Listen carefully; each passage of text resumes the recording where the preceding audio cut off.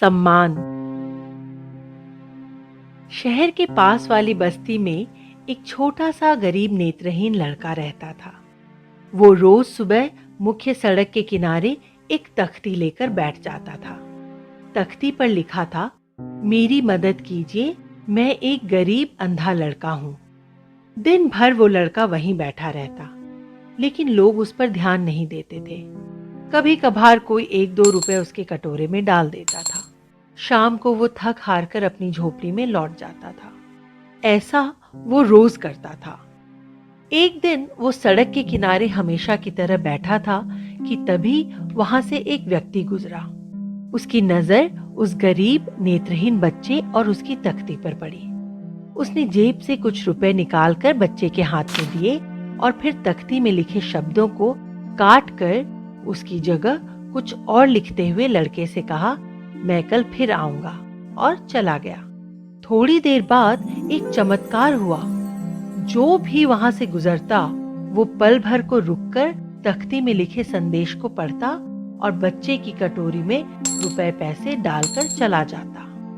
शाम होते होते कटोरी में रुपए पैसों की ढेरी लग गई। बच्चे को बड़ा आश्चर्य हुआ कि उस व्यक्ति के जाने के बाद से यह क्या जादू हुआ। अगले दिन वो बेसब्री से उस व्यक्ति का इंतजार करने लगा।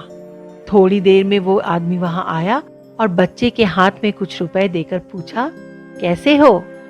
बच्चा झट से उसे पहचान गया और खुशी से भरकर बोला, बहुत अच्छा हूं साहब, लेकिन कल आपने ऐसा क्या किया था कि आपके जाने के तुरंत बाद लोग मुझे बहुत रुपए और पैसे देने लगे?